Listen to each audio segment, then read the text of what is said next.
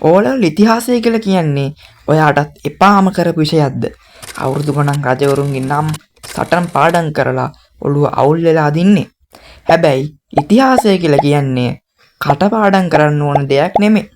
ඒක හරියටම බැලුවොත් සුපිරි චිත්‍රපටයක් වගේ කතාවක්.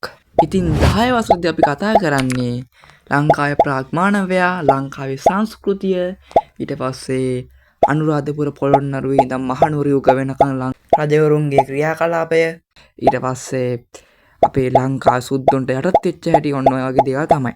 ඊට පස්සේ 11 වසරේදී අපි කතාව පොඩ්ඩක් වෙනස් කරනවා. කාර්මීකරණය, ඊට පස්සේ විප්ලව, ඊට පස්සේ සටන්, ඊට පස්සේ ලෝක යුද්ධ වගේ පිට රටට ගොඩක් බර වෙච්ච දේවල් තමයි 11 වසරේදී අපිට කතා කරන්න තියෙන්නේ. මේ channel එකේ විශේෂත්වය තමයි අපි ඉගෙන ගන්නේ පන්තියේ වගේ ඒකාකාරී විදිහට නෙමෙයි. ඒ නිසා DS Modern History මේ channel එකෙන් අපි ඉතිහාසය ඉගෙන ගන්නේ පට්ටම මොඩර්න් විදිහට. ඒ විතරක් නෙමෙයි. විභාගයට අනිවාර්යෙන් වෙන සිතියම් ලකුණු කරන ලේසිම ක්‍රම මතක තියාගන්න පුළුවන් short notes සහ past papers, model papers කරන හැටි මුල ඉඳලම සරලව කියලා දෙනවා. ඒ නිසා දැම්ම channel එක subscribe කරලා තියාගන්න. ජය වේවා.